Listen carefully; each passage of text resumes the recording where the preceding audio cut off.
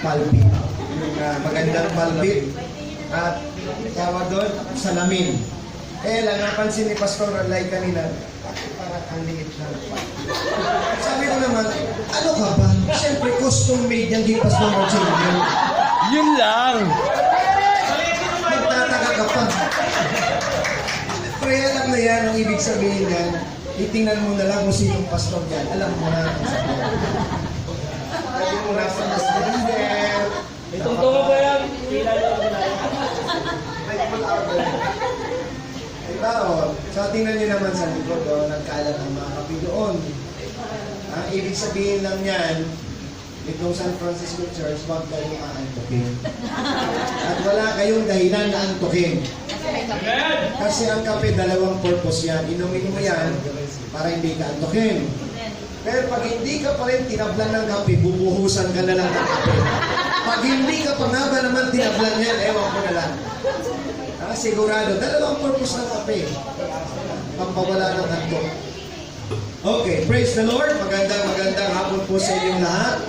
And palagpagan po natin ang Panginoon. Hallelujah. Okay, ito pong Mastering the Roman Road ay nilagay ng Lord sa puso ko at akin pong pinagsulikapan na magawa itong seminar na ito sapagkat nakita ko po ang pangangailangan ng ating assembly to master and learn in details regarding the Roman Road. Okay, kaya ito po ay kinonceptualize para sa Tagalog Assembly. And hindi lamang po ito para sa mga newbies na gusto mag-share ng Word of God, because we would like to also to retrain and equip the pastors not just to know the details of the Roman Road, which is a basic approach to evangelism, but also to be able for you pastors and leaders of the church to train other people as well. So in other words, iiwanan ko sa inyo ang PowerPoint na to, and you can use this to train newbies, yung mga new people. Hindi naman army yan, new people. Yung mga new people in your church. Yung pinanggalingan ko sa may mga napalong MPA. Kaya pag sinabi new people, yung pumapasok sa new people sa army. Dito sa church, may mga new people din tayo dito that you can train. So you can use this one. If you think you can handle this, useful to you, I will leave the PowerPoint na kay Brother William na yata, no? Okay na. May bayad ka rin, ha? Tandaan ninyo yan. May pinag-uusapan kami kanina ni Bishop Carl kasi dalawa talaga na ihanda ako. Yung end times. The refurbished discussion of end time. Kaya lang, abutin ng isang araw yun. Morning and afternoon. Kaya baka hindi na natin kayanin dito because for me, it is better to start with the Roman Road and then we proceed to revival. Okay? However, we will come back again kung welcome pa kami dito. We will come back again to Calabarzon and then di-discuss naman natin yung end times. Okay? And sabi ni Apostle Paul, nag-rema naman to sa kanya, nag-confirm naman siya na talaga kailangan daw. In fact, nagpaplano yata siya dapat. And since na na-open na ito sa kanya, so nabawasan daw siya ng trabaho. And hopefully nga ma-justify natin ang pagkakabawas ng trabaho kay Apostle Paul at tayo naman ang gumawa para mabawasan naman siya ng trabaho. Okay, ganun naman talaga gusto natin, di ba? Bawasan ng trabaho ang mga leader natin. Hindi yung dagdagan ng trabaho ang mga leader natin. Kasi yung iba, dinadagdagan ng trabaho ng mga leaders eh. Wag gano'n. Bawasan mo ng trabaho. Wag ka nang may dagdag pa sa trabaho ng leader mo. Yan ang maganda. Amen? Alright, so hopefully yun ang magawa natin, ma-justify natin, mabigyan natin ng justice yung sinabi ni Apostle Paul na mabawasan nga siya ng. Okay, so listen very well. I hope I will be able to satisfy you with this seminar. This is a seminar rather than a training. Because ang goal ko rito ay maintindihan mo ng pasikot-sikot, lahat ng pasikot-sikot patungkol sa salvation. Because ang paniniwala ko kasi kapag naiintindihan mo ang pasikot-sikot ng salvation, malaya ka na at makagawa ka ng approach. Amen? Gagawa ka na ng approach kasi you are fully knowledgeable about the topic, so it's easy for you to do the approach. Okay? So, Roman road is a basic approach to evangelism. Okay? Sino na dito ang narinig mo na ang Roman road? Taas ang kamay. Narinig mo na. Okay, maraming. First time mo lang narinig ang Roman road. First time. Taas ang kamay. Your first time, be honest.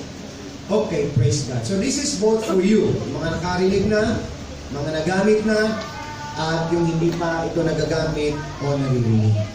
Okay, so this is both for you. You are in the right place.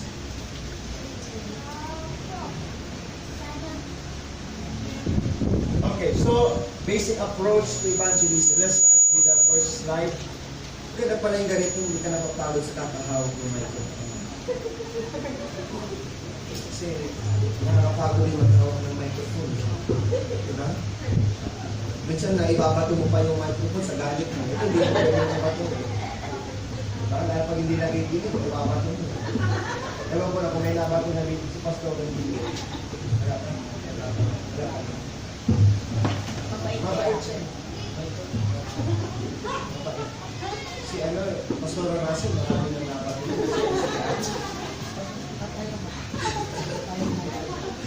Kaya huwag kayo magtatangka. Huwag kayong nakikilos ng masama. Okay, so next slide. Sino ang ating promotor dyan? Ating operator.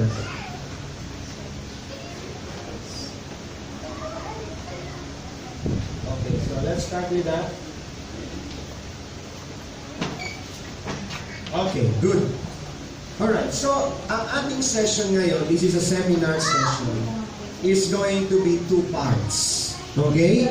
Ang first part natin is using the Roman road as an approach to evangelism. In other words, ano mo ba gagamitin ang Roman road in order to evangelize? Ano ibig sabihin to evangelize? To share the Word of God. Okay? Nalito ba?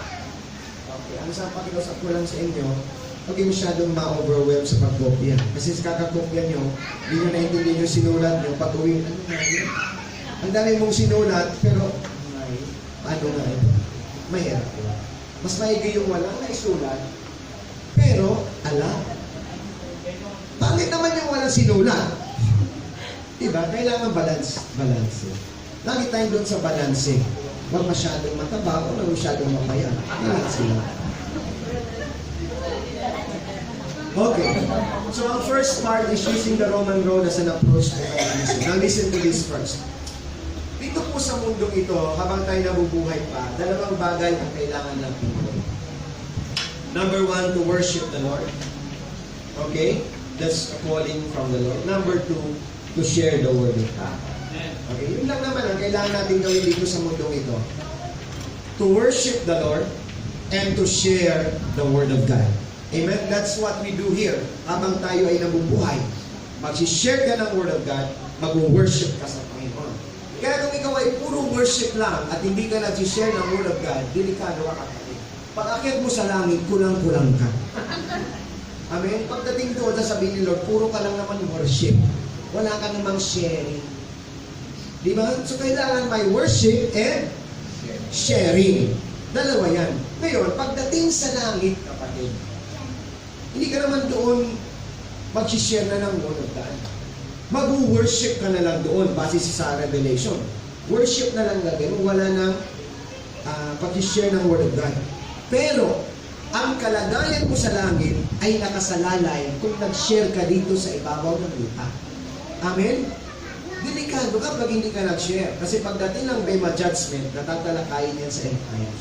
Pagdating ng Bema Judgment at hindi ka nag-share, puro ka lang worship, mas-set aside ka. Ang tawag doon, OP. Out of place ka. Doon sa langit. Alam mo yun, yung nasa tabi ka lang. Gusto mo ba yun? Wala kang nasirahan.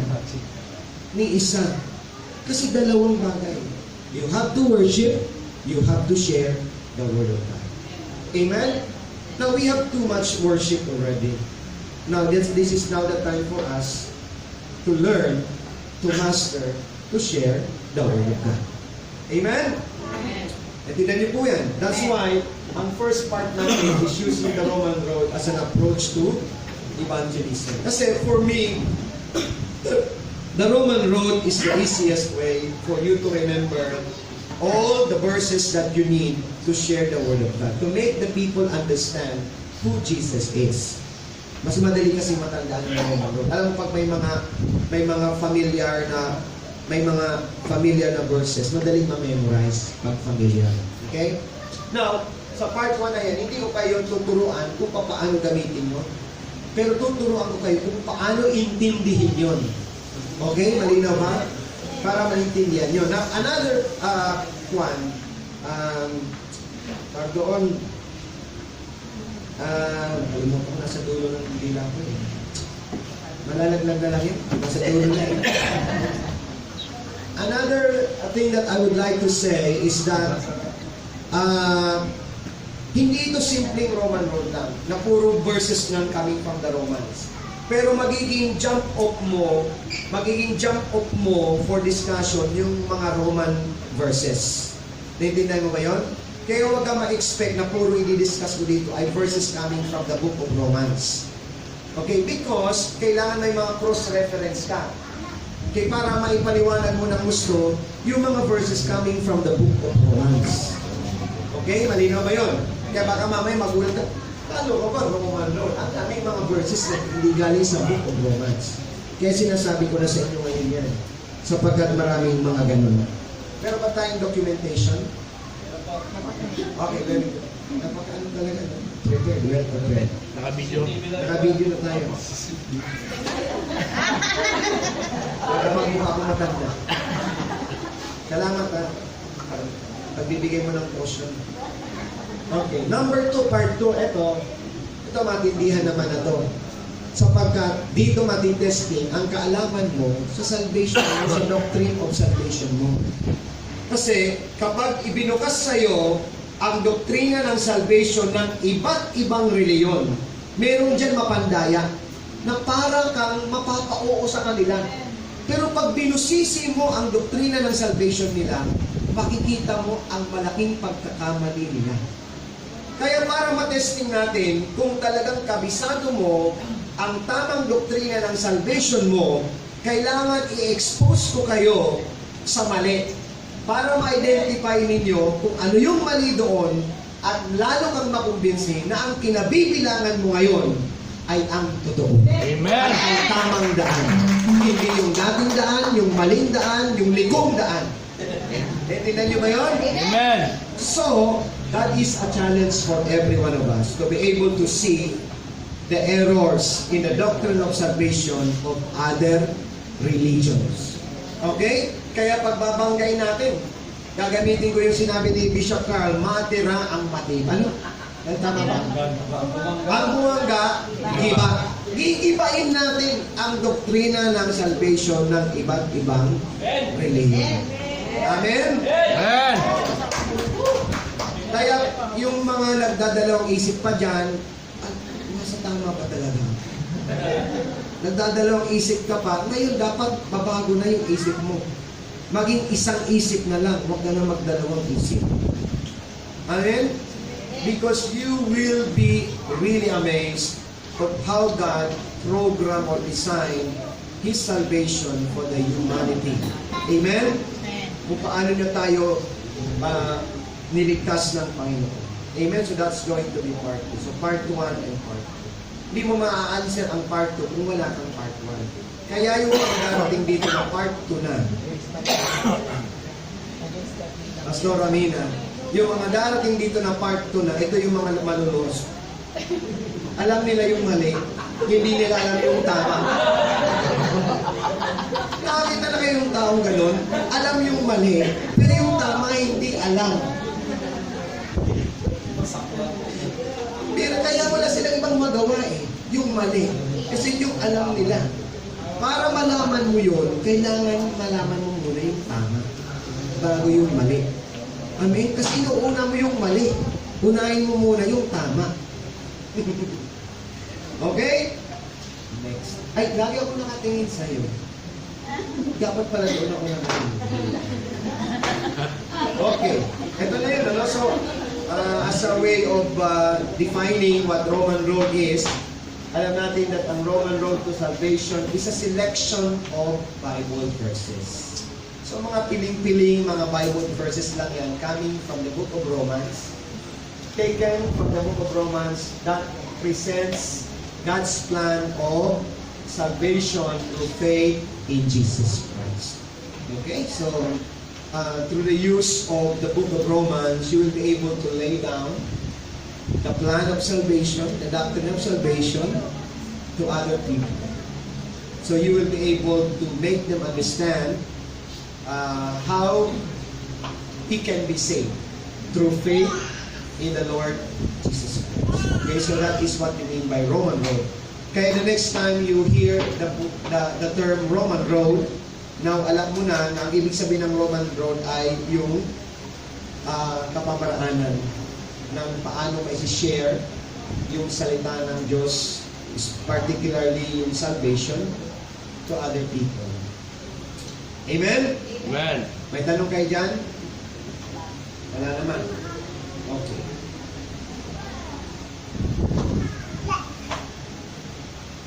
Okay, next slide. Okay, so point 1 na tayo. So ito, I'm going to show you several points in order to discuss the Roman road. Okay?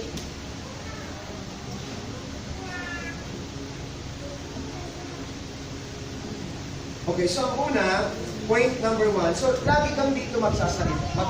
Dito ka lagi magsisimula. Diyan ka lagi gusto ako ibawang pala. Nangin ko lang na parang gusto ni Brother William, dito lang talaga. Bigla akong na-realize, pumunta ako, hindi sumunod yung microphone. Susunod na pala yun na dito yan. Hindi ko pero dito microphone na lang.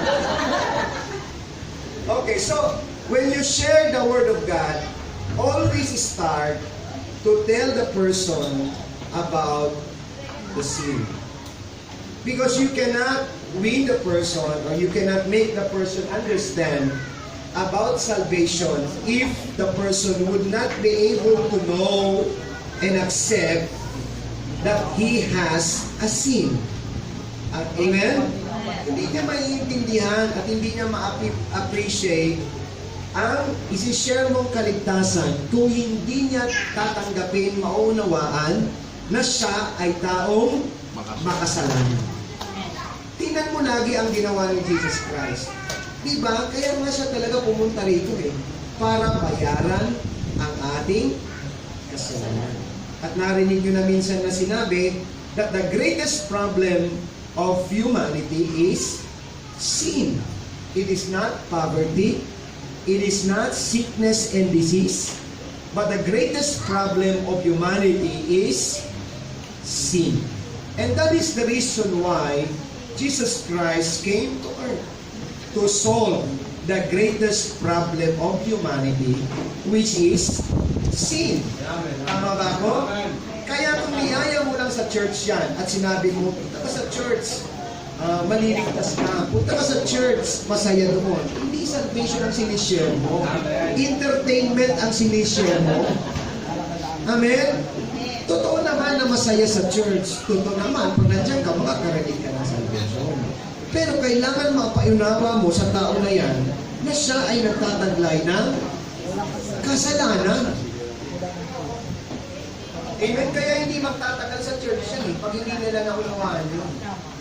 Kailangan maunawaan nila na ang tao ay makasalanan. At hindi lamang ito selection of people.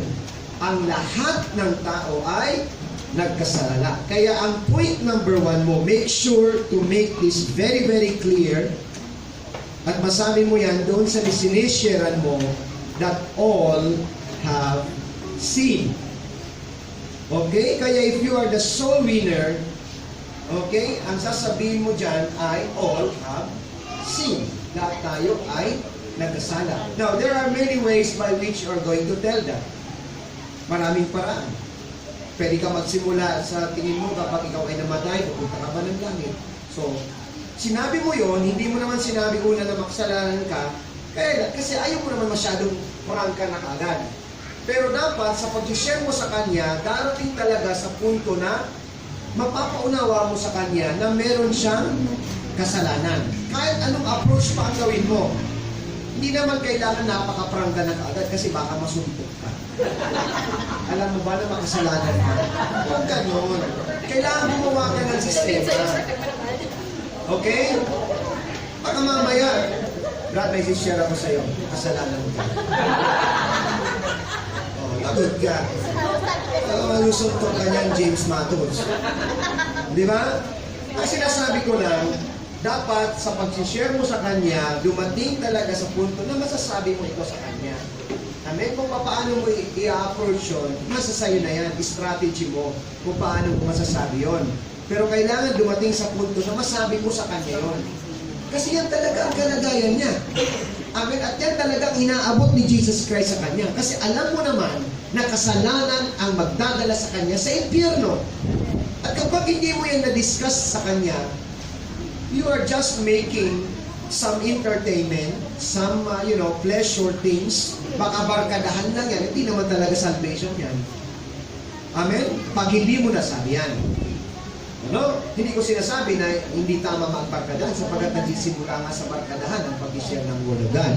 Pero dapat dumating sa punto na maunawaan niya na meron siyang dalang kasalanan. At maisabi mo sa kanya yon. Hindi mo pwedeng hindi dumating sa punto masabi mo sa kanya. Dapat maunawaan niya yon na meron siyang kasalanan. Amen? Intindihan niyo ba? Okay? May tanong ba kayo doon? Alright, now, kung soul winner ka, minsan, ang karamihan kasi nasishiran natin Katoliko. Okay, so ngayon talaga mag-mention ako ng mga reliyon. Kasi karamihan sa nasishiran natin ay mga Katoliko. Pero magtataka kayo, hindi lang Katoliko ang good works. Marami pang mga reliyon ang good works din ang kanilang way as one of the ways to salvation. Ngayon, kung ikaw ay soul winner, aatakihin mo ngayon yung kanilang doktrina na yon. Kailangan mabali mo yun. Kasi pag hindi mo nabali yun, hindi siya na-born again. Amen? Kailangan mo mabali yung doktrina na yun sa tao na yun. Una, na makasalanan siya. Pangalawa, na hindi uubra ang pagiging mabuti para ikaw ay maligtas. Amen? Na hindi uubra ang pagiging mabuti lamang para ikaw ay maligtas. Amen? Bakit ko nasabi yun? Sapagkat karamihan sa mga reliyon, ang kanilang taglay-taglay na pananampalataya, maliban sa tamang pananampalataya sa Diyos, ay mabuting gawain. Napansin niyo ba yun? Mabuting gawain. Kaya nga hindi sila masyadong tutok sa church eh. Alam niyo ba kung bakit ang Katoliko hindi masyadong committed sa religion nila? Alam niyo kung bakit? Sapagkat dala-dala nila na kapag mabuti ka at okay ka sa ginagawa mo, maliligtas ka rin. Do you understand that? Kaya sila hindi ganun ka-committed. Ngayon, kapag mayroon ka sa loob ng church mo, na ganun pa rin ang dala-dalang doktrina, na may tamang pananampalataya sa Panginoon, plus good works, may problema ka sa church mo. Hindi yan magkukumit. Kasi ang taglay-taglay na doktrina niyan, maliligtas pa rin siya. Kahit hindi siya ganun ka-committed kasi meron pang plus good works. Amen? So in other words, sinasabi ko na sa inyo ngayon, para maligtas ka, hindi mo kailangan maging mabuti. Masasyak ka na naman yun. Hindi ka kailangan maging mabait muna para maligtas ka. Hindi mo yung kailangan. Kahit masama ka pa, nangangalunya ka pa, nagnanakaw ka pa, pwede ka nang ma-born again. Amen! Hindi mo kailangan magbago muna para ma-born again ka. Kasi minsan, tayo mismo mali na ng pagkaintindi natin. Kailangan magbago ka muna para mapatunayan na born again ka na. Hindi po kailangan yun. Hindi kailangan yun. We are very, very firm on that salvation is only by faith in the Lord Jesus Christ and through grace. Maliban yan, wala na. Okay? Maliban dyan, wala na. Kaya huwag mo husga ng tao sa buhay na meron siya ngayon. Amen? Huwag mo siyang husga. Malinaw ba? Alright, so now, make that person understand that sinisharan mo. I consider myself a good person. Would that be enough for me to be saved? Ayun sinasabi ko nga sa inyo kanina. Mabuting tao naman na yan eh. Wala namang ginagawang masama yan. Sa tingin ko, saved din to. Kasi daw yung para maborn, yung church na ganito ng mga born again ay para lang sa mga dating sobrang makakasalanan. Pero yung mga mababait na, mabubuti na, hindi na kailangan nitong church. Nasa tingin ninyo? Kailangan maging critical kayo ngayon. Mag-isip kayo. Amen? Naintindihan niyo, huwag niyong pagpapalik na rin. Kasi magmamali ang doktrina natin pag pinagpalit mo yon. Ha? Naintindihan mo yon? Kung ano ang una, yun ang una. Wala mong papalitan, huwag mong dadagdagan, huwag mong papawasan. Ha? Ang daan lang patungo sa kaligtasan ay pananampalataya lamang at biyaya ng Diyos. Hindi kailangan magbago muna ang tao para masabi mo na safe na siya. Malinaw? Ha? Malinaw? Okay. Kaya sabi dito, I am a good person already. Won't that be enough for me to be saved? I'm a good person. I do no wrong to other people. Okay na ako. Mali. Amen? Kaya sasabihin mo, kung ikaw ang soul winner, you might be a good person in your own sight and even before others, but that doesn't make you sinless. Makikita mo saan siya bumalik? Sa kasalanan ulit. Kasi gusto mong i-emphasize na meron siyang kasalanan. So, simple lang. Sasabihin mo lang, I know you're a very good person. In fact, I admire you for that. Inahangaan kita doon sapagkat iilan lamang ang tao na nakakapanatili ng gano'n. Pero gaano ka man kabuti, hindi pa rin mawawala na meron kang kasalanan. Okay? You might be a good person in your own sight and before others, but that doesn't make you a sinless person. So, papunta ka talaga lagi doon. Amen? Huwag mo siyang huwag kang pumayag sa gusto niya na okay na siya. I don't need what you are telling me because anyway, I am a good person. Huwag kang pumayag doon. Ang tingin natin sa lahat ng tao ay ang katulad ng tingin ng Diyos. No one is righteous. Okay? Malinaw ba? Naintindihan nyo? So always go back to that. Always go back to that. Make the person understand that he has a sin. He has committed sin. Wonderful. Okay? Malinaw? Nakakasunod ba kayo? Nakakasunod kayo? Next. Okay, nakakita niyo pa? Ito na yung mga verses na gagamitin ng soul winner. Okay, actually marami. Pipili ka sa tatlo na yan. Ano? Ang tinutukoy natin dito ay ang pagpapaunawa mo doon sa tao na sinishiran mo na maintindihan niya na may kasalanan siya. Ano? That he has a sin. So, soul winner. Ito pa, tandaan natin ito. Being good is not equivalent to being sinless. Minsan kasi yun ang ibig sabihin nila eh. Pag mabuti sila, parang kapantay na yun ng wala silang kasalanan halos. Tama? Eh, hindi ka papayag sa ganun. Because being good is not equivalent to being sinless. Amen? Diyan pa ba kayo? Amen. Pakilabas nga nung kape. Motoran nito. Pakilabas nung kape. Panulat mo. Pasok kayo, pasok. Pasok kayo sa daang Ibakante pa po dito sa may bandang na. sige, papuin muna natin at malaki-laking grupo yung dumating. Sa pangunguna ang pinagagawa kong pastor sa mata ni Pastora Banji.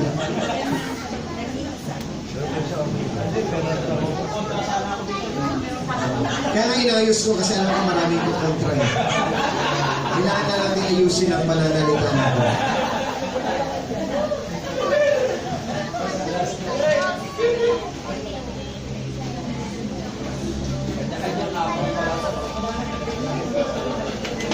Okay. Okay na ba? Meron pang mga meron pang mga restless.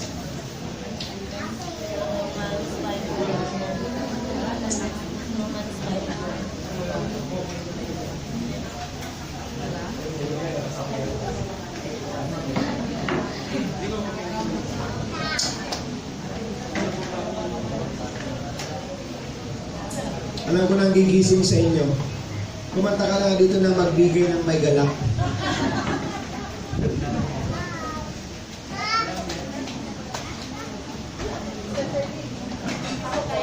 Ito tayuan yan eh. Ito mag-iisap yan magkano kayo bibigay ko. Oo, wala ang tatlo mga yan. Ito na. Alalo mawawala ang tatlo ng mga yan. Okay, Brother William, are we okay na? Okay na? Huwag muna kayo. Masyado kayong restless. Ano ba kayo man? Nasasapian pa kayo. Masyado kayong restless. Deliverance na lang dito. Diretso na. Okay. Ready na ba kayo? Ikaw ay ang kamay ng ready na. Amen. Okay na. Alright, so, being good is not equivalent to being sinless. According to these verses, all have sinned. Now, pipili ka lang dyan kung ano ang sa tingin mo mas magagamit mo na verse. Kasi lahat ng verses na yan, all galing sa Romans, Book of Romans, ay nagsasabi na ang lahat ay nagkasala. So, pinaka-famous dyan, yung Romans 3:23. Yan ang pinaka-famous, yan ang madaling ma-memorize nila. Kasi 3:23. So, yung 3, tapos ang dulo ay 3 din. So, 3:23, kaya madali siyang ma-memorize. Romans 3:23. Ang sinasabi niyan, alam niyo na yan, pag pinagmamalaki niya ang pagiging matuwid. Ito naman, there is none righteous. Di mo, pinaliktad lang naman yan eh. Yung una, all. Ito, none. Napansin niyo ba? Amen. All, kung pag-uusapan, pagkakasala. Kung righteous naman ang pag-uusapan, zero. Pinaliktad lang yan, di ba? Kung ang pag-uusapan natin ay kasalanan, 100%. Kung pag-uusapan natin katuwiran, 0%. Malina ba? Diba? So, pili ka. Doon ka sa positive, doon ka sa negative. Napansin niyo ba? Kasi ito 100% eh, na no one. Yung isa naman, 0%. 100% lahat ng kasala. 0% kung righteousness ang pag-uusapan. And pag sinabi mong righteousness is equivalent to, it's even more than good. Because ang righteous hindi lang good. Ang righteous is your status before God. Kung matuwid ka o hindi. It's even more than good. Di ba? Kaya, pili ka dyan. Letter A, 3:23. Letter B, 3:10. Parang naman sila 3. Pahala ka na lang kung saan. Etong isa, para sa akin, yung Romans 5:12, medyo mahina siya. Kasi baka mamaya, marami pa tong, marami pa siyang dinagdag eh. Pero yung maiikli lang ang verse, straight to the point siya eh. Straight to the point na talagang all have sinned or no one righteous. Pero yung pangatlo, Romans 5:12, medyo marami pa siyang intro eh. ay may kwento pa, na baka mamaya malito ka pati ikaw na nagsishare. Pag hindi mo kabisado yung old sinful nature, maano ka dyan, nagdadawit ka dyan. Kaya kung ako sa'yo, Romans 3:23 o Romans 3:10 ang gamitin mo.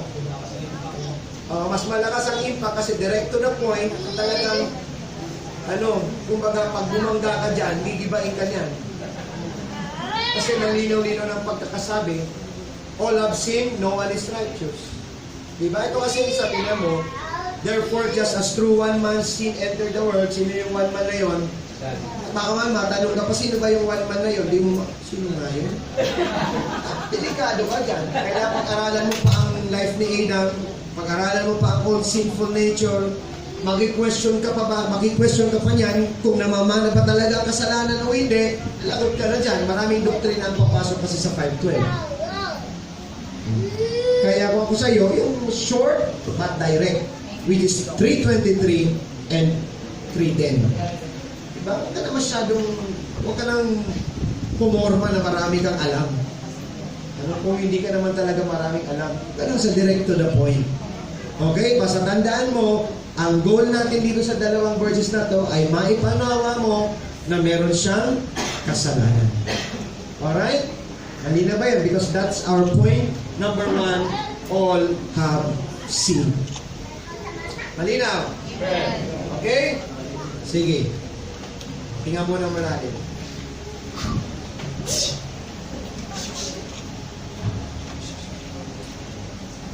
Okay. Next na tayo. Next. Napapatingin talaga ako sa iyo. Siguro may sasabihin ng Lord dito. Kanina kapatiniting na nito. Okay. Okay. So ito, ganitong pa rin. So ang soul winner, sino bang soul winner? Ikaw yon. Ito naman ang pwede mong sabihin. Being good will not bring salvation to you. So isisirain mo na ngayon yung paniniwala niya na being good is one of the ways by which you can be saved. Kailangan masira mo yun. At dapat lahat ng mga tao na nasa church, sira na yung doktrina na yun na pwede kang maligtas sa pamamagitan ng mabuting gawa. Kailangan madali mo nang masagot yun. Kabisado mo na dapat yun. Baka mamaya dito may mga ganun pa.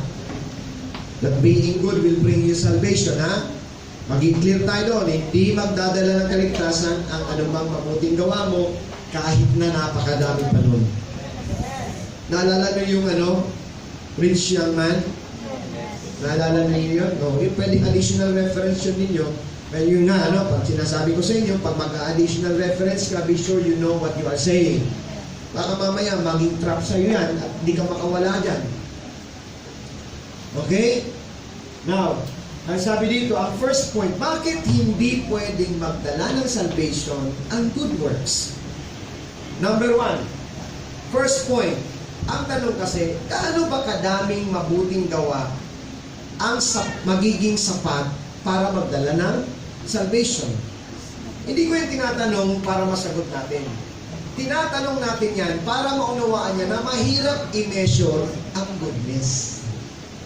Kaya ang tanong natin, how much goodness is good enough for salvation? Sino ba dito ang magaling mag-measure ng goodness? Sino ba dito mapagsabi na mas mabuti ka kaysa sa kanya? Baka sa pananaw mo lang yun. Sa pananaw mo, mas mabuti na sa kanya. Sa pananaw na naman, mas mabuti siya kaysa sa'yo. Sino ngayon ang magsusukat dito? Kung sino ang mas mabuti? Hindi nangangulugan na pumatay ka ng tao at ikaw dagalang napatay mo, mas mabuti na siya sa'yo. Hindi ganun yun. So, pagkat marami ka pang ibang nagawa, hindi mo pa sinasabi sa kanya. Saka ang tanong, gaano ba kabuti ang pwede na?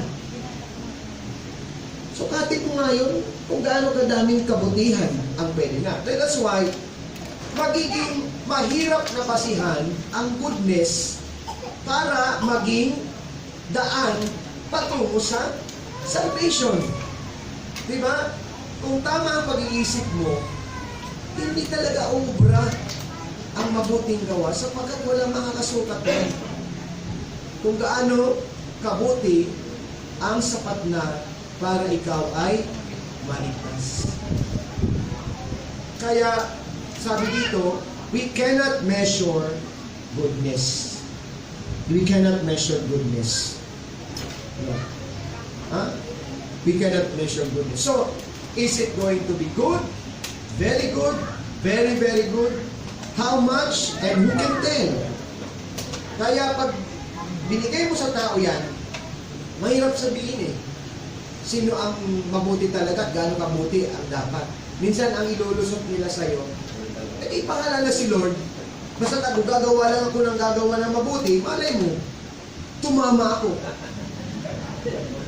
O, diba gano'n ang sinasabi ng mga Katoliko? Kaysa naman hindi ako mag-effort, gagawa na lang ako ng gagawa.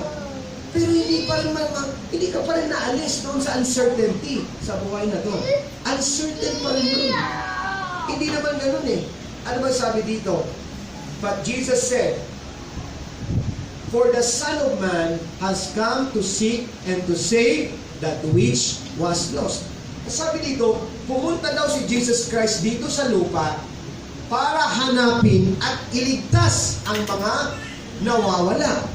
O, kung pumunta dito si Jesus Christ, ang tanong natin, pumunta ba nga ba siya? Bakit wala kayo siya po? Hindi nyo ba alam na pumunta na siya? Diba? So sabi ni Jesus Christ, I come to seek and to save that was lost. So ang tanong, pumunta nga ba siya? Pumunta siya. Ngayon, umalis na ba siya? Umalis na. Ngayon, ang tanong ko sa inyo, kung pumunta na si Jesus Christ sa lupa para hanapin at iligtas ang mga nawawala, at tapos umalis na siya, and then tayo mga iniwanan niya, hindi pa rin tayo sigurado kung ligtas tayo o hindi. Naging successful ba siya? Ha? Naging successful ba siya? Kung wala sa atin ang nagkaroon ng kasiguraduhan na tayo nga'y ligtas na, hindi siya naging successful. Sabi mo, pumunta ka rito para hanapin kaming mga nawawala at iligtas. O pumunta ka nga. Pero ngayon, umalis ka na sa lupa, ganun pa rin kami. Hindi pa rin namin alam kung ligtas kami. Di failure ang ginawa ni Jesus Christ. Dapat, kung pumunta na siya dito at bumalik na siya sa langit, di dapat meron na ditong nakakaalam na ligtas siya. Meron na ba? Successful siya. Yan ang sinasabi ko, na dapat may certainty na of salvation kasi pumunta na siya at bumalik na nga siya eh. Tama? Dapat meron na tayong kasiguraduhan. Kung pumunta siya dito at bumalik na siya sa langit, at ganun pa rin tayo, hindi pa rin tayo sigurado kung ligtas, wala nangyari, sayang na lang pagpunta niya dito. Tama? Naintindihan niyo ba kayo ibig sabihin? Kung pinapunta ko si Pastor Norman sa Antique para paniguan si Pastor Mario, para mas madali na ito. Oh. Sabi ni Pastor Norman, Pastor Marion, pupunta ko dyan para ikaw ay paliguan. Okay? Paliguan. So pumunta nga si Pastor Norman. Pumunta siya. Pagkatapos, bumalik na siya ulit dito sa Maynila. Oh. Ngayon, kung si Pastor Marion, tinanong ko, naligo ka na ba? Ay, hindi pa po. Ano? Sinabi ni Pastor Norman na pupunta siya dyan para paliguan ka. Nakabalik na siya dito, hindi ka pa rin naliligo.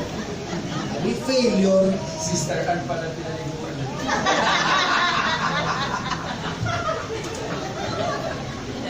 Failure siya. Kahit sinabi ni Pastor Norman na pupunta siya, failure siya. O, balik natin kay Jesus Christ. Sabi ni Jesus, I come to seek and to save the lost. Oh, pumunta nga siya, di ba? Sabi niya, sinugo siya daw ng ama. Sabi ng ama, okay, pumunta ka Jesus sa lupa, hanapin mo ang mga nawawala at iligtas mo sila. Iligtas mo sila. Oh, pumunta naman si Jesus Christ. Sinabi niya, pinunta siya ng ama para iligtas tayo. Hinanap niya ang mga nawawala. Pagkatapos noon, after 3 years, bumalik na siya sa ama. O di magtatanong ka, meron na ba dito mong ligtas? Kasi pumunta daw dito para iligtas. May ligtas na ba dito? O, kung ang reliyon ay nagtuturo na may uncertainty pa rin about salvation, huwag kang sumama dyan. Diba? Pagkasasama sa kanila, sila nga hindi sigurado na ligtas na eh. Dadagdagan pa dito ang mga hindi sigurado. Sumama ka doon sa nagsasabi na kapag nanampalataya kayo sa Panginoon, siguradong ligtas ka. Intindihan niyo ba yun? Oo. Say-say lang pagpunta ni Jesus dito. Kung iiwanan tayo at ganun din naman ang kalagayan natin, wala pa rin tayong certainty na tayo ay ligtas na. Amen? Kaya hindi po pwede ang goodness lang. Kasi ang goodness lang hindi magdadala ng certainty about your salvation. Amen? Hindi po pwedeng maging basihan ang goodness. Because how much goodness in order to be saved? Can you answer that? Who can answer here? How much goodness is good enough for you to be saved? How much? Tell me. Very good, very, very good, very, very, very, very good. O, sino makakapagsabi? Kaya kung goodness ang paraan para maligtas ka, hindi yun magbibigay ng kasiguruhan. Lagi ka lang mangangapa na siguro ligtas ako. Kasi mabuti ako. Hanggang ganun lang ang assurance ng goodness. Hanggang siguro lang. Sa tingin ko malaki ang chance na ligtas ako. Hanggang ganun lang ang goodness. Hanggang ganun lang ang maibibigay ng goodness. Kasi nga walang paraan para masukat mo kung tama na ba o kulang pa ang goodness mo. Eh paano pag dumating sa panahon na mamatay na, hindi ka na naging good. Kasi kulang pa ako ng 10 good things. Eh namatay ka na, eh sorry ka na lang. Kulang ka ng 10. Diba? Do you know that goodness will take time to do? Ha? Kailangan mo ng panahon para makagawa ka ng tama. O, eh paano yung mga naging teenager lang namatay na? Eh siya bahala na si Lord. Yun na ang sinasabi ko eh. Hindi po pwedeng bahala na si Lord kasi si Lord pumunta dito para siguraduhin na ligtas tayo. Yun ang sinasabi ng bahala na si Lord. Hindi siya pwedeng pumunta dito at umalis dito at iiwanan tayo. Hindi pa rin tayo sigurado kung ligtas tayo o hindi. Naiintindihan niyo ba yun? Naiintindihan niyo. Okay? Nahihirapan na ako dito. Pag hindi niyo pa rin naiintindihan, uupo na ako.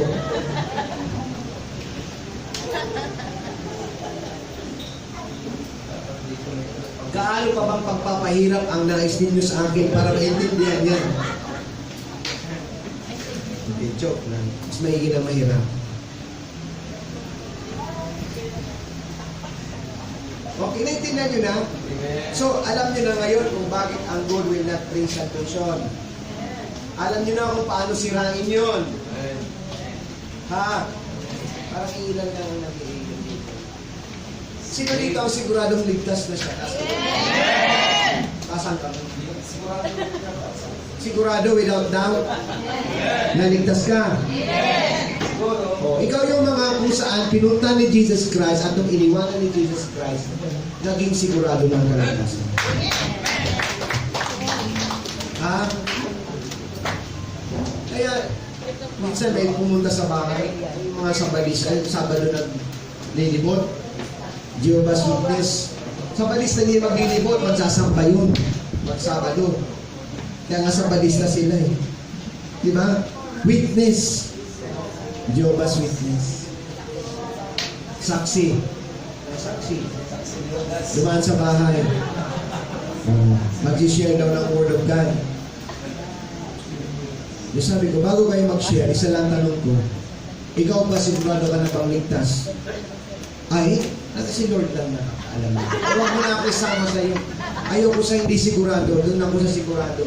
Siguraduhin mo muna sarili mo na ligtas ka na bago ka bumalik sa akin. Ikaw nga di pa sigurado nag-aaya ka na eh. Eh malay kung saan ka mapupunta, di mapapasama pa ako sa'yo. Di ba? Eh dalawa na tayong lito. Dalawa na tayong uncertain dito sa mundong ito, malalagdagan namang uncertain. Kung sigurado ka na sa kaligtasan, gusto ka bumalik sa akin. Alam mo ba na hindi nila masisigurado yan? Ang Jehovah's Witness? Sabi ko sa'yo, ang lawak ng uncertainty ng Jehovah's Witness. Never will they be sure that they are saved. At marami silang requirements for salvation. Maala sila. Pahirapan nila sarili nila. Basta tayo pinadali ni Jesus Christ ang ating kaligtasan. Amen? Naghahanap ng mahirap eh. Samantalang madali lang na. Next. Oh, ito naman, ang iba naman, ang kanilang kasabihan, correct minus wrong. Being good will not bring salvation to you. Second point, to tell whether you are good or not is not a simple correct minus wrong. You don't count your correct or good works minus your wrong or works or sin.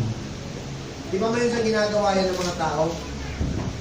Kung meron man akong kasalanan, konti lang yun, mas marami naman akong ginagawang tama. Kaya tanggalin man yung mga mali ko, meron pa rin ako matitirang tama. Kaya langit ako. Para kang na-correct minus wrong eh. Diba? Hindi ho correct minus wrong ang salvation.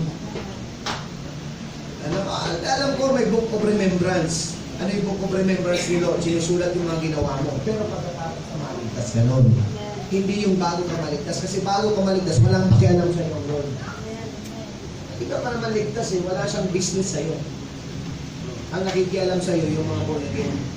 Kasi dinadala ka sa church at sinusyaran. Amen? So hindi po pwedeng correct minus wrong. People will say, I have done a lot of good things more than bad things. So probably I am saved. Oh. Di ba? Na-meet na ba kayo ng person na ganon? Nakakita na ba kayo, nakakausap na kayo ng tao na ganon? Na masyado sila, hindi sila nakikinig sa'yo. So, sa totoo naman talaga eh, may mga unbeliever na mas mabubuti pa kaysa sa mga born again. Aminado ka na. Yung mga aminin mo, may mga kapitbahay ka, mas mababait pa nga sa'yo eh. Oh. Diba? Kayong mag-asawa, away kayo ng away. Pero mga born again kayo, katabi mong bahay, nagmamahalan, very sweet. Pero kayo, away ng away. No. Totoo. Aray. Totoo. Maray kayo. Sa school, yung mga estudyante rito, yung mga born again, nangungopia. Yung mga hindi born again, siyang kinukopyahan.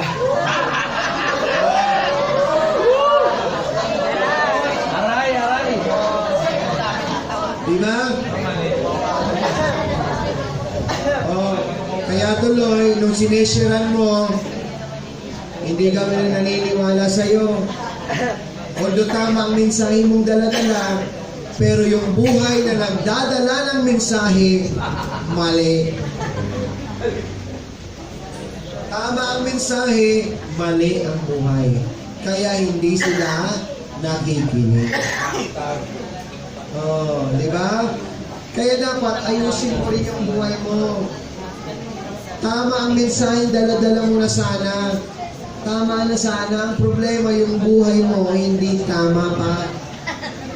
Kaya kung magdadala ka ng Word of God, dapat sakto sa dala-dala mo.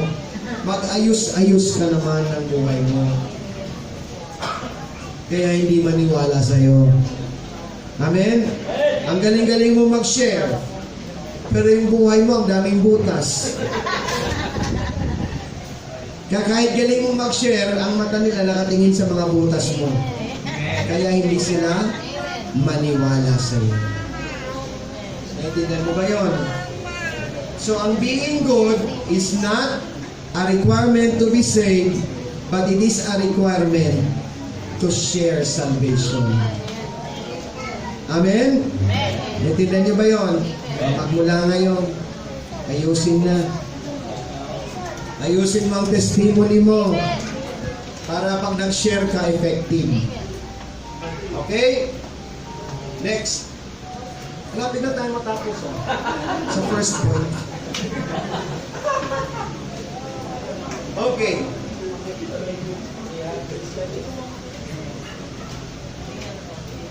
Okay, ayan. Pahaba na yung pahaba eh. Susunod po na yan. Okay, so, another point, while being good will not bring salvation to you. Ito na naman, ito gamitin nyo ito ha. Lalabas na ako sa Book of Romans. Pupunta na tayo sa James chapter 2 verse 10. Memorize that also. James chapter 2 verse 10. Ito yung biblical reference why being good will never save you. Amen? And will never erase your sin, even though you have so many good things to do. James chapter 2 verse 10. Cross-reference lang yan ng no one is righteous ng 3:10 saka 3:23 ng Romans. Cross-reference lang to. Kung kinakailangan may bala kang ilalabas. James 2:10, but the Bible said, for whoever shall keep the whole law and yet stumble in one point is guilty of all. Ang linaw-linaw niyan. Ano ibig sabihin ng stumble? Sa Tagalog, ano ibig sabihin ng stumble? Natisod. Kung gusto mo ng gano'n, natisod o nadapa. Ibig sabihin, ang ganda-ganda ng lakad mo. Marami kang obstacle na na-overcome. Pero sa isa lang, bumagsak ka. O ano ibig sabihin nun? Parang ang galing mo na nun, di ba? Parang ang galing mo, ang dami-daming obstacle, sa isa ka lang nadapa. Ang galing-galing mo na nun. Kaya lang, tingnan mo ang tingin ng word ng Bible sa'yo. Kahit sa isa ka lang nadapa, basta't nadapa ka talaga nun. Amen? Whoever, ang sabi dito, whoever, sino man daw, shall keep the whole law. Buong utos ng Diyos ay iyong nagawa. Pero sa isa ka lang nadapa, nagkamali ka sa isa lang. Ano sabi doon? Guilty. Ano ibig sabihin ng guilty? Nagkasala ka na sa lahat. Di ba? Ang linaw-linaw. Isa lang. Ibig sabihin, kung tatranslate mo ulit sa goodness, so ang bait-bait mo. Ang buti-buti mo. Ano? May nagwawala na dyan. Guilty. Di ba? Ang bait-bait mo. Ang buti-buti mo. Matulungin ka. Nagdo-donate ka sa church. Wala kang taong inaagrabyado. Ang bait-bait mo. Tingin talaga ng tao sa'yo. Napakabuti mo. Kaya nga lang, wala pa rin eh. Sapagkat may James 2:10 na nagsasabi, kahit isa lang, alam mo kahit ang isang kasalanan lang nagawa mo, which is ito nga impossible nga yan, isa lang eh. Pero kaya lang ito sinabi ng Bible kasi ine-exaggerate niya. Ibig sabihin niya, kahit na magpakabuti ka pa na, magpakabuti buong buhay mo, magpakabuti ka pa, wala pa rin, in-exaggerate na ng Bible. Pero hindi yan totoo. Sinungaling yan eh. I mean, sapagkat walang tao na ganyan. Tama? Walang tao na ganyan. In-exaggerate niya lang yan kasi may mga tendency kasi ang tao na magsumikap na maging mabuting tao para maligtas siya. Kaya in-exaggerate na ng Bible yan. Kumbaga, inunahan na ng Bible yung mga tao na nagsusumikap pa rin at nandyan pa rin. Na ibig sabihin niya, kahit na milya-milya pa ang kabutihan mo, wala pa rin. Di pa rin uubra sa Lord. Amen? Di pa rin uubra sa Lord yan sapagkat you become guilty of all. And then, ibabalik mo naman, no one is righteous, all have sinned. So, in other words, babagsak ka sa James 2:10. Tama? Babagsak ka doon. Wala nang mabuti kahit isa. Okay? So, isa pang bala mo dyan, yung James 2:10. Biblical reference ng goodness. Against the goodness as a way to be saved. Okay, so example niyan, ito na sinabi ko sa inyo, 10 commandments, perfectly obey the 9, yet stumble in just one command. the Bible considers you disobeying in all 10 commandments. Tama? Malinaw. So ngayon, sasabihin naman sa'yo, mukha namang masyadong unfair yun. Sabihin sa'yo na sinisyaran mo, unfair naman siguro ang Diyos mo. Dami-dami ko na naman nagawang tama, hindi pa ba yun niya bibilangin man lamang? Walang credit. Walang credit man lamang. Ang dami ko nang nagawang tama, walang credit. Oh, sounds unfair.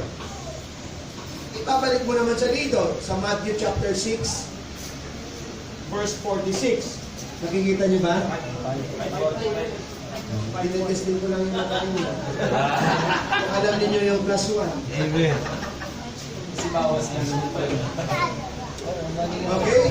So, Matthew chapter 5, verse 45 says, madaling tandaan niya kasi 5 and 5. 5, 4. Nagitna nila ito. Kanina, di ba 3:23? 3 minus 1, 2. Yung gitna, 2, 3:23. Ito naman, 5, 4, 5. So let's take the day. Para ma-memorize mo. James As an Matos. example, even you 5:45. Okay? Ang sabi na gano'n, therefore you shall be perfect, Matthew 5. just as your Father in heaven is perfect. O para mawala yung unfairness. Unfair naman, isa lang nagkamali ko. Tapos dito na, nagkamali ka na sa lahat. Unfair. Hindi, ganun pa yung standard ng Lord eh. Ha? You must be perfect. Oh, impossible naman yan. Maging perfect ka sa Ama, sa Diyos, kung ipapasok mo naman yung isang verse. It sounds impossible, yes, with men, but not With God. with God. Kaya napupunta ka na eh. Diba? Kailangan mo unawaan niya na ang salvation ay impossible with men. At mai-emphasize mo na dito na ang salvation is only the act of God. It can never be the act of men. Hindi po pwede na ang salvation ay trabaho ng tao. Ang salvation ay exclusive na trabaho ng Diyos. Diyos. Amen. Hindi mo pwedeng tulungan ang Diyos doon. Kaya pag dinagdagan mo ng kabutihan para maligtas ka, tinutulungan mo ang Diyos. Hindi po pwedeng tulungan ang Diyos sapagkat hindi niya nangangailangan ng tulong mo. Because salvation is an exclusive act of God. Matthew 19:25 to 26. When the disciples heard it, they were greatly astonished, saying, sino lang ang pwedeng maligtas? Kung ganon. Napaka-perfect ng requirements ng Lord. 19:25-26. Di ba? Napaka-perfect ng requirements ng Lord. Sino na lang pala ang pwedeng maligtas kung ganyan? Mukhang wala nang maliligtas. And Jesus looked at them and said to them, with men, this is impossible. But with God, all things are possible. Amen. Amen? Naintindihan Amen. mo na. Mayroon bang mga koneksyon ng ating pinag-uusapan? Amen. You see?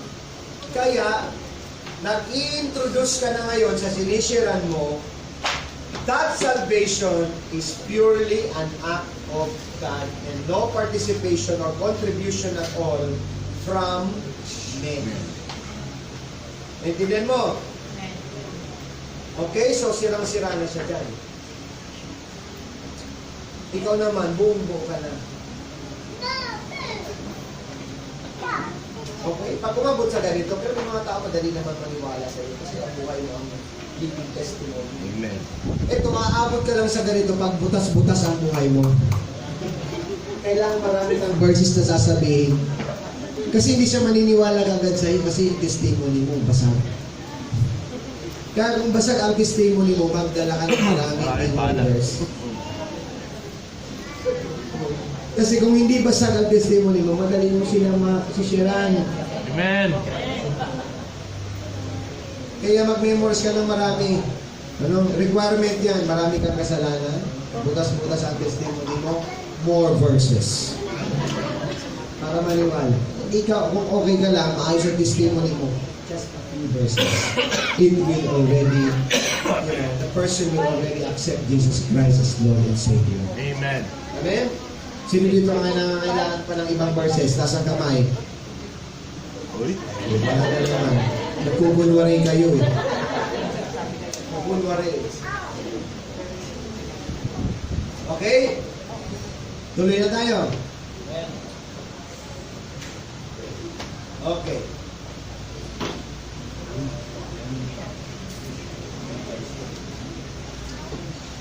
So, kabisado na ito, Ephesians chapter 2 verse 8-9.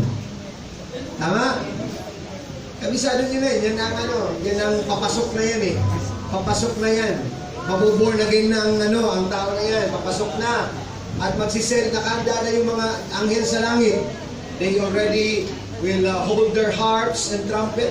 Pagre-ready na sila to celebrate for another soul to be saved. Pag nandun ka na sa area na to, papatanggapin mo na siya. Magsi-celebrate na sila. Amen? So, magbabago na ang mundo ng tao na yan. So if you can't be saved by being good, pag nakumbinsin mo na siya, ganito na ang sunod na itatanong sa iyo. So, paano ba ako mag-save? Pag nagtanong na siya ng ganun, pagsayaan na. Kasi, hallelujah, may rewards ka nang matatanggap dyan. Magsi-celebrate ng mga anghel sa langit, at ayan na, makuborn again na yung tao na yun. Amen. Amen! O, tatanungin ka na. So if you can't be saved by being good, how then can you be saved? Sabihin mo na yung Ephesians chapter 2, verse 8 to 9. Okay? For by grace, tinan mo ang Ephesians. Ano napansin mo dito sa Ephesians mo po? Ano siya eh? Per completed fast. Sa tense, completed fast siya eh. For by grace you have been saved. Completed fast. Ganyan siya. Dati very powerful ang verse na yan kasi completed fast. Alam mo yung completed fast?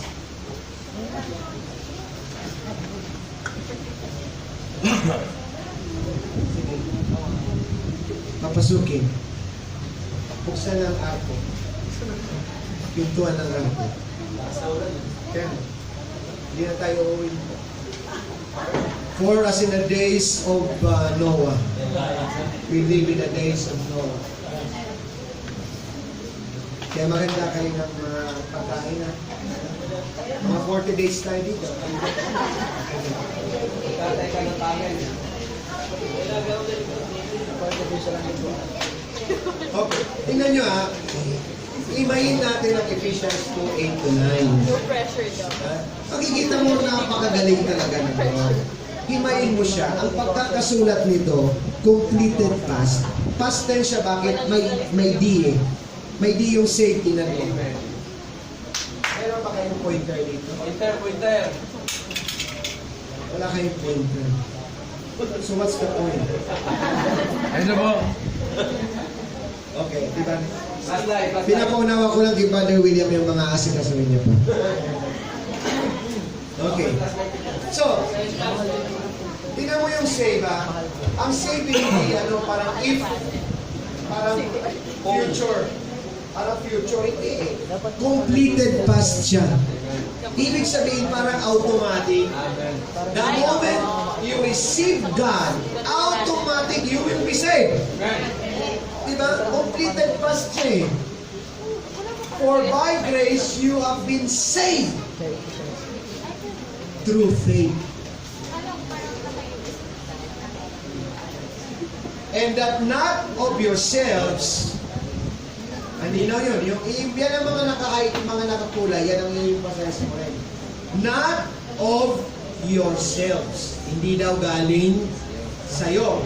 It is the gift of God, not of works. Pinasinungalingan mo na naman yung good works. Kasi not of works. Lest anyone. Ang lest, ang ibig sabihin, so that. Pag lest. So that no one should boast. So that no one should, kung dyan ang ibig sabihin ng lest anyone, so that no one should boast. May mga dapat kang ipaliwanag dito. Number 1, grace. Ano ibig sabihin ng grace? Sino mga kasagot dito? Awa. Ano ibig sabihin ng grace? Bakit nakatayo sila? Bakit nakatayo sila? Mapapagod yung mga yan. Mag-CR. Blockbuster ang CR. Busog ticket naman. Okay. O yung 5 piso lang sa sikat. Pakilabas ng mga bote ng soft drinks.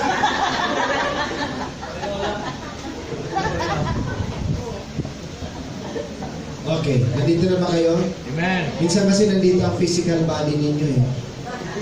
Pero ang mental ano ninyo nandito sa CR. Okay, now, balik tayo. So ano ang ibig sabihin ng grace? Sino magpapaliwanag sa akin ng grace? Libreng pagkaloob, di free. Free gift yun. Pag libreng kaloob, free gift yun. Biyaya. Ano yung grace? Pag hindi mo naintindihan yun, what's the point of sharing this verse? If you don't understand it. Tama? Bakit mo pa i-share? Hindi mo nga naintindihan, mag-share ka pa sa akin. Hindi mo nga naintindihan na i-share. Mag-share ka pa sa akin. Ano yung sabihin ng grace? Biyaya o awa na galing sa Diyos. Sinasabi ko na nga Bishop Carl. Ano ang grace? Pubuksan nyo naman yung Tagalog Bible nila. Dapat nasasagot na yan. Ano ang grace? Kapag laging ginagamit ang Ephesians 2:8 to 9, hindi na pala naiintindihan. Meron ba yung green board dito? Blackboard na. High-tech na kasi. High-tech na kasi dito. Baka dito may whiteboard. Mga bata, sinatapon ng mga bata, mga pastor. So, ano ang grace? Kasi pag naintindihan mo ito, ma-appreciate mo kung sinishare mo. Yun ang point ko sa inyo. Magtatawag ako ng isang deacon. Pastor Amina, tumawag ka nga ng deacon. Ano ang ibig sabihin ng grace? Pag deacon ka, dapat alam mo yan. Pag hindi nakasagot ang deacon, i-demote natin na maging worker. Ang elder, pag hindi nakasagot, i-demote na maging deacon. Ang pastor, pag hindi nakasagot, gagawin kong member. Kasi pastor na, hindi pa rin alam ang grace. Amen. Oh. Kaya nga itong tinuturo natin para mahuli. Nahihirapan. Kaya lang si... Hindi niya naman dito. Ito, brother! Brother Arnel, ikaw ang napusuan. Nagpaulisan. Ano ang grace? Biyaya o awa na galing sa Panginoon Diyos. Hindi ako kumbinsido sa sagot. May tama, may mali. May tama, may mali. Okay, tumawag ka pa ng isa. Tama. Yung kalagasan naman. Sa likod mo. Bili ka na dyan. Ito si...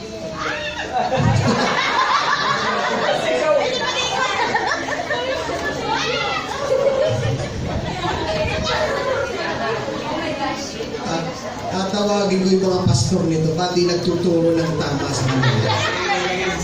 Sino ang pastor ninyo? Oh, ano ang grace? Grace po yung pinilaya mo. Nakikilaya po. Oh my gosh, ako pa lang. Yung grace po, yun po yung dahilan kung bakit nandito po ako sa harap ng kasalita. Ikaw ba si Grace? Siya po si Grace. Sino ang pastor mo? Minus yan. Magtawag ka ng elder. Nako, yan.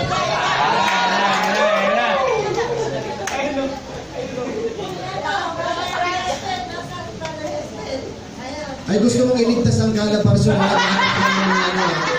Ang daya nito eh. Grace po, binigay sa'yo kahit hindi ka deserving, binigay pa rin sa'yo. Ano lang ibinigay sa'yo? Kulang na naman ang ibig sabihin. Tama yung kahit di ka deserving, pero binigay pa rin sa'yo. Ano? Baka mamaya hindi ka deserving ng punishment, binigay pa rin sa'yo ang punishment. Ano ang ibinigay? Ha? Ha? Kasi di ba pwede rin magbigay ng punishment ng Lord? Oh, you don't deserve punishment kasi hindi ka naman kasalanan.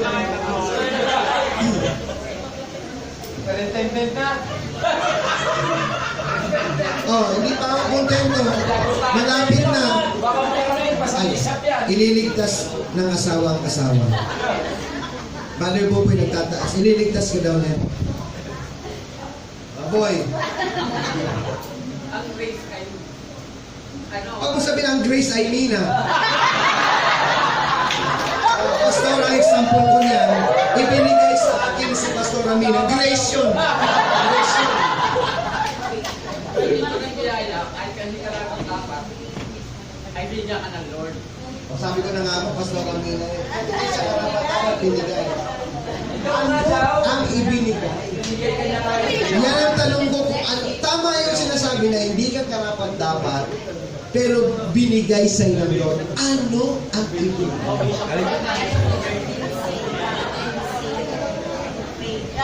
Yun, pag sinabing grace, biyaya. So yung biyaya, iinugay natin sa kaligtasan. So iniligtas tayo ng Diyos kahit hindi natin pinaghirapan. So kahit hindi tayo karapat-dapat, iniligtas pa rin tayo ng Panginoon. Okay, tama yung sinabi. Okay, kailangan ma-distinguish mo between grace and mercy. Okay? Grace relates to favor. Okay? Pag sinabi mong favor, something good, pabor eh. Por favor. Okay, favors relate to something good. So, God gives you something though you don't deserve it. God gives you favor, you don't deserve it. And in the case of salvation, God gives you salvation, but actually, you don't deserve to be saved. Naintindihan niyo ba yun? Iniligtas ka ng Diyos, pero hindi ka karapat-dapat maligtas. Bakit? Bakit? Sagutin yan sa akin ng pastor. Bakit hindi ka karapat-dapat maligtas? Pastora Tina. Ganda-ganda mo ngayon, ha? Nasaan si Brother Chris? Andiyan, tatabi niya. Ibig sabihin na talagang inspired ka ngayon kay Brother Chris, ha? Ano tanong mo, bakit? Bakit? Hindi ka karapat-dapat maligtas. Dahil po sa matinding kasalanan. Kailangan pa bang maging matindi ang kasalanan mo? Para hindi ka maligtas? Na ano ka, mapapasok ka sa Katoliko niyan. Ang Katoliko may matinding kasalanan, may hindi matinding kasalanan, may mortal sin, may venial sin. Dapat doktrina ng Katoliko yan. Dapat doktrina ng born again dito. Isang kasalanan lang po. Matindi. Naintindihan nyo na ngayon. Pinapaunawa ko sa inyo ang mga bagay-bagay. Detalye kasi talaga to. Konting pagkakamali sa salita, kailangan ayusin. Hindi mo kailangan ng maraming kasalanan. Dahil sa Hindi mo kasalanan. kailangan ng matinding kasalanan. Dahil sa kasalanan. Isang kasalanan lang, hindi ka nakarapat-dapat maligtas. Because why? Mamaya pag-uusapan natin. Okay? So kaya, kung titinan mo, ang grace is a favor from the Lord which you do not deserve. And in this case, ang pinag-uusapan natin, it is salvation. Salvation, you don't deserve salvation. But nevertheless, God gives you salvation. Ang tawag dyan, grace. Okay? Malinaw. Kaya ang sabi dito sa Ephesians, ano sabi? For by grace. Bakit importante maintindihan yun? Kasi mai-emphasize mo dyan, na si Lord lang talaga ang kumikilos, gumagawa para maligtas ka. Amen? Pag hindi mo yan naintindihan, hindi mo mai-emphasize na si Lord lang talaga ang may gawa ng kaligtasan mo. Importante na maintindihan ang grace. Now, what is the difference in relation to mercy? Ano naman yung mercy? Awa. Ano naman yung awa?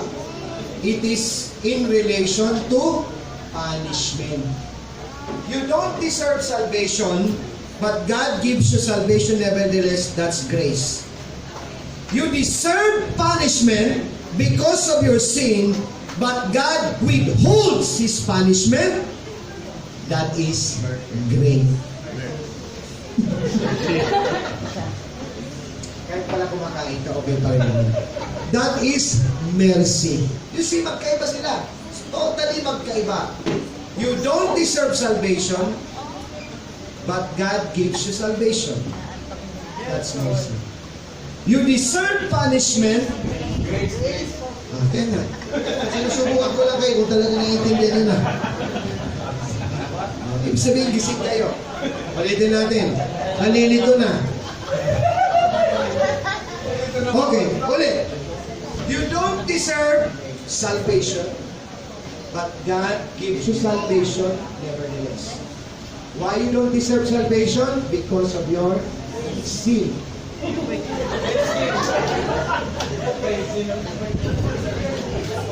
Kailangan masabi mo ng tama ito eh. Ulitin na rin. You don't deserve salvation, but God saves you nevertheless. You call it grace. Why you don't deserve salvation is because of your sin. Malinaw? You deserve, you deserve punishment, but God did not punish you. You call it mercy. Okay? Why do you deserve punishment? Because of your sin. Okay, now let me call one pastor. Pastora Janet.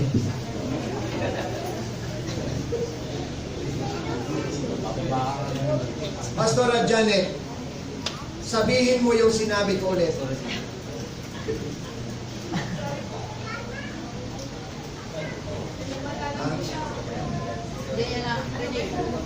Ang bihira. Ano bang pinaggagawa mo dyan? Okay. Kailangan masabi mo ng tama kasi pag nasabi mo na, ibig sabihin, na-invite mo na. Okay.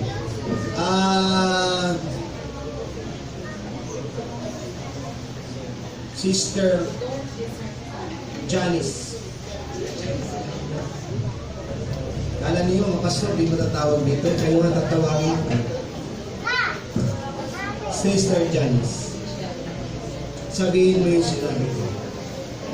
Yung grace po, Bishop, hindi po natin deserve yung salvation, pero ibinigay po ng Lord sa atin. While yung mercy po, we deserve punishment, pero we need hold po yung ni Lord dahil sa awa. So, we don't deserve salvation because of Sin, Bishop. we deserve punishment because Of sin. maganda na. Okay? Isa pa, dito naman sa mga katabaan mo din.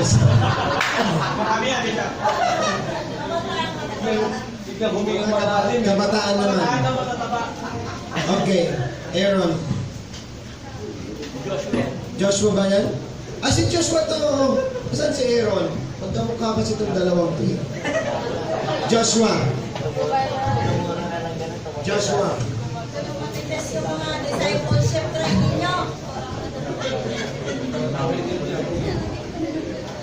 Sabihin mo yung sinabi ni Sir Dennis. Yung grace daw po, meaning,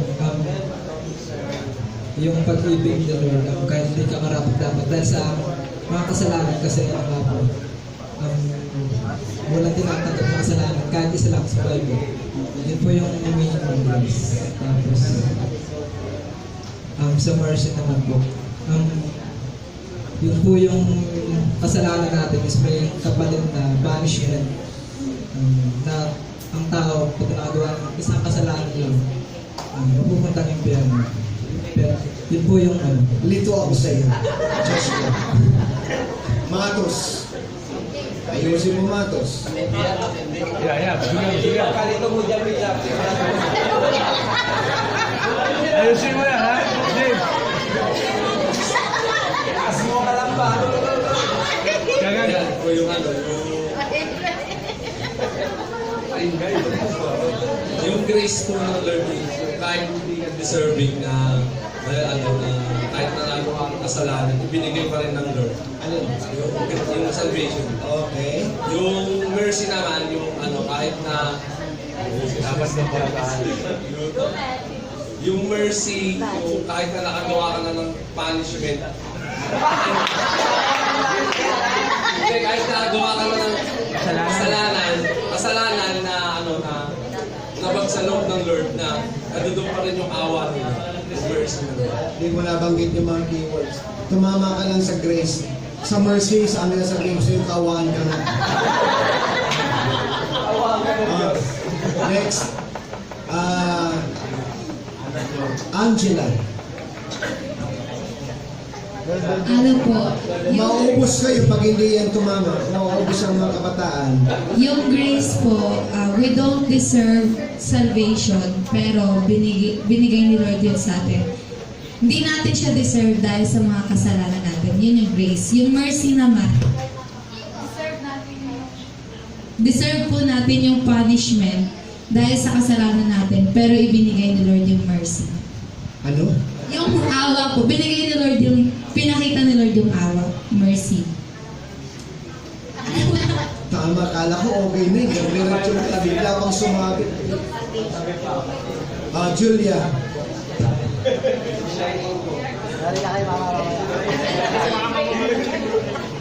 You don't deserve the Dali lang, Grace ka muna, Mercy. Grace. Sabihin mo, Grace. Yung grace, you don't deserve the salvation, but God saves you and gave you salvation. Tapos yung mercy naman po, we deserve the punishment, but God didn't punish us. Yung nanay. Ano ba?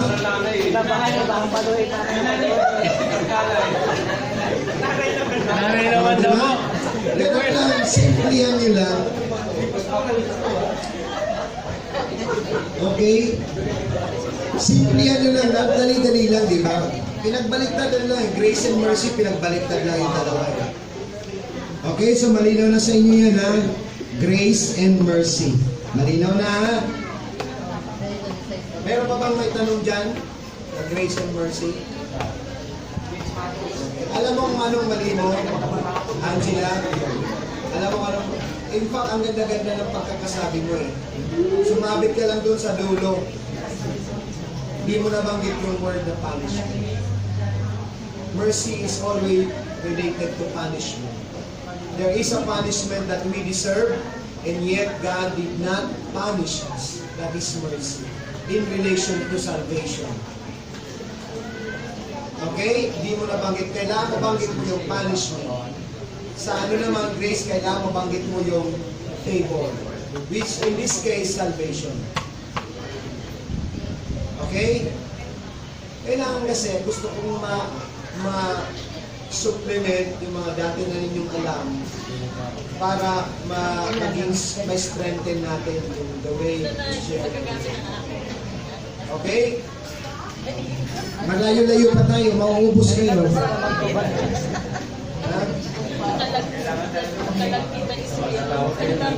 Okay, next. Saan tayo? Hindi pa tayo dyan. Wala mga tao yung song. Hindi pa mga tapos ang Ephesians. Dapat yung mga verses na dapat ninyo mapansin, ano? Grace, you have been saved. Kasi gusto natin pasinungalingan na ang kaligtasan ay sigurado. Kaya nga you have been saved. Yung faith, ano naman yung faith? Ayan. Kasi kapatid yan, mga kapinsan yan. Grace, mercy, faith. Dahil yung iba nga nagsasabi, Lord, sino ka mapapag-asawa mo? Ang bukas niya, for by grace you have been saved. Si Grace, tinuloy niya, tinuloy ko lang, si Grace, O si Mercy. O si Mercy. tapos ang sasabihin sa'yo ng pastor mo, kaawaan. Si Mercy. Di ba? Magdiwang ka, ay, join mo. Okay, malinaw ba ang ngayon? Ang tanong natin, ano naman yung faith? Sino naman ang sasagot ng faith dito? Magtawag ka nga ng elder. Faith.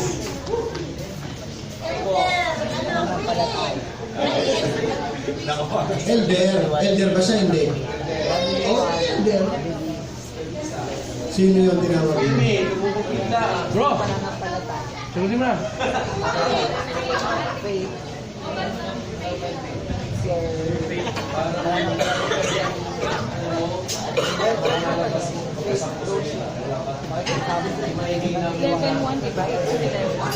Gusto niya i-cover ang list ko.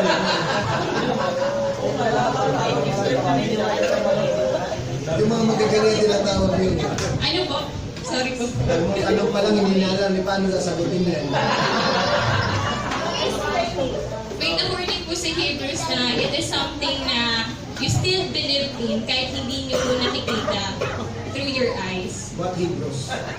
11:1. Buksan mo para hindi ka nangunguhula. Iba pag nag-share ka naman, pwede ka naman may invite. Hebrews 11:1. Now faith is the assurance of things hoped for, the conviction of things not seen.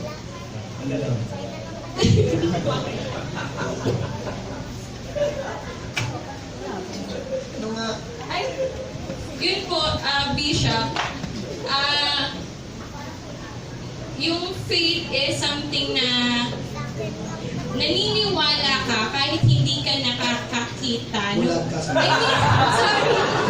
Naniniwala ka kahit hindi mo pa nakikita yung bagay. Sorry. Maliit ka. Oh, diba? Bakit ko ini-emphasize ito? Kasi, salvation is by faith. By faith kanino? Ano na yan, di ba? Dalawang issue yan eh. By faith number 1. By faith kanino? Faith in the Lord Jesus Christ. Ay, kaya lang, may issue tayo dyan. Which is sa part 2 pag-uusapan natin yan. Kasi maraming Jesus eh. May Jesus na created. May Jesus na small God. May Jesus na